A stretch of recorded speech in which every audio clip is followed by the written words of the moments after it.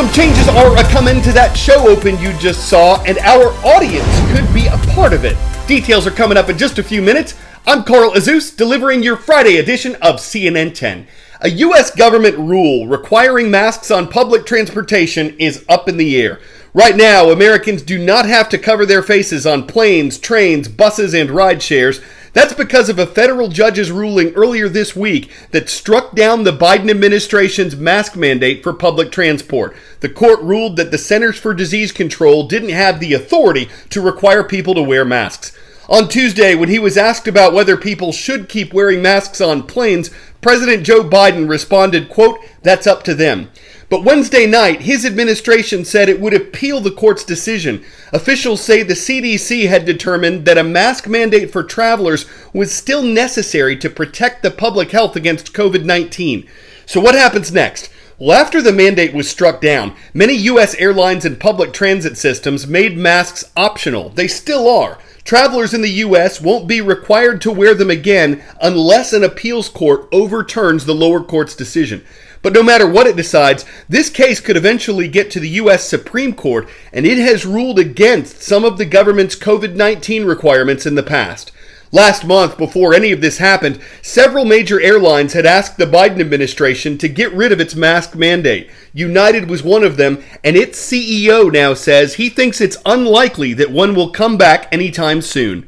10-second trivia. The equator runs directly through which of these countries? Kenya, Tanzania, Nigeria, or Ethiopia? All of these countries are close to the equator, but only Kenya is actually crossed by it.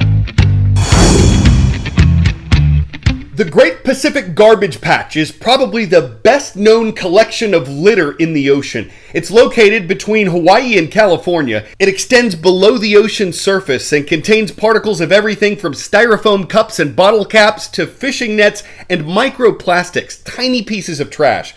But this isn't the only place where garbage collects in the sea. New research is being done on and around the coast of Kenya in the western Indian Ocean to get a sense of plastic pollution there and to devise new methods of dealing with it.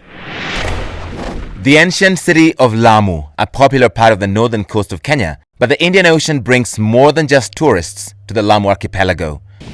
Tons of marine litter is also washing up on these shores, mostly plastic. They pick up what they can, but more keeps coming. It was manufactured in Indonesia. Definitely, I've never seen this being sold in Kenya. Fast Clean, never seen this. That's not a brand from here. That's not a brand that's sold over here. It's manufactured in China. China. Nestle noodles, don't recognize them over here. Kenya banned single-use plastic from protected areas, including beaches. But they're still being manufactured locally and piling up all over the coastline. A major headache for the local government. We're more receivers of the plastics than the givers of the plastic. This plastic is dumped elsewhere and drifts to our shores. I guess we're a magnetic place. And we hope we can also attract good things and not just junk. Biti, who calls herself Mama Plastiki, has been collecting that junk from her community for 35 years, but there's nowhere to take most of it. We don't have a market for this plastic, so it has slowed us down a little. We had 2 people working on this, but we ran out of money, so we're stuck with it. Even this better funded effort to clean up plastic from around Lamu is barely scratching the surface. The mountains of plastic waste just keeps growing here on the Kenyan coast and is threatening the oceans, the mangroves, and the tourism industry here. Discarded plastic is sorted, then crushed at this facility, breaking it down into smaller particles that can get molded into something more useful. This is incredibly strong. This is a product of sorted, crushed, and washed plastics. They give this. And it could revolutionize construction. This one gonna revolutionize where timber is used. We can innovate and put whatever is lying at their backyards to something useful. These boats are leading a scientific expedition to study the impact of marine litter on the East African coast. Its organizers, the Flip Floppy Project, say this is the first time such research is being carried out on this part of the West Indian Ocean. The scientists are measuring the presence of nano, micro, and macroplastics in the ocean. What do you hope to learn from the samples you're collecting? For the first time, we'll be able to understand how deep can you still find plastic pollution. Most focus has been on the surface. Now I want to understand, because actually even most of the organisms, they live underneath. By 2050, without intervention, there will be more plastic than fish in the ocean, the UN has warned. Some of it may build the next sailing boat like this one, made entirely of flip-flops. But most of it just suffocates marine life and coastal communities. Someone needs to pay for this. This is not something that these communities and us as local organizations can support and solve. Yes, we are contributing to it, but it's a global problem. It's no different to climate change in that respect. Residents here are doing every bit they can to tackle a global problem at the local level. For the first time in more than 10 years, Netflix has lost subscribers. The US-based streaming service and production company has been struggling in 2022. It had been expected to add 2.5 million subscribers in the first 3 months of this year. Instead, Netflix lost 200,000 subscribers, and its stock, as a result of that announcement this week, took a nosedive on the market. It dropped 35% on Wednesday alone. Netflix still has more than 221 million subscribers around the world. It's still profitable. The company made $1.6 billion in the first part of this year, but that's down from $1.7 billion in the same period last year. Why is this happening?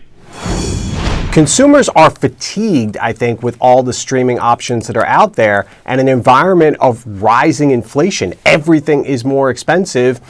Cutting back on streaming services is a natural thing to potentially do if you're worried about when you go to the grocery store or order groceries online and how much more expensive everything that you need to eat and live on a daily basis, which is not Netflix exactly, is rising and going higher. So I think that is potentially a problem. And then that crackdown on password sharing is also likely to hurt Netflix because it shows that there aren't really as many paying consumers as Netflix would like.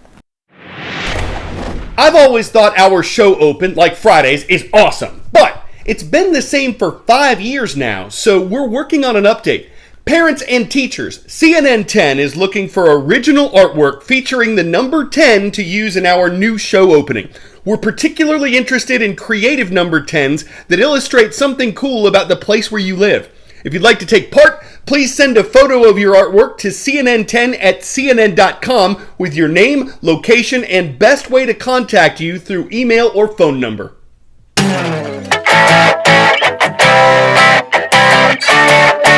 If you think $10 is a little steep for 3 tacos, at least this Chipotle in Minnesota lets you eat them at the lake, so to speak.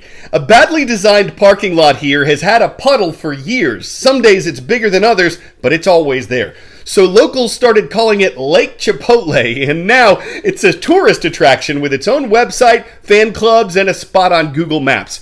Some critics say it's inconvenient when it floods too many spaces, but it sure gives folks something to talk about. Of course, it makes for a soggy bowl, it chips away at the places to park your carnitas, and some will say, okay, so we gotta find somewhere else to burrito. But for those who said, holy guacamole, when they saw such a lake lot, at least the drink is free. I'm Carl Azus. Today's shout out goes out to Atchison County Community High School. It is located in Effingham, Kansas. Thank you for subscribing and leaving a comment at youtube.com/CNN.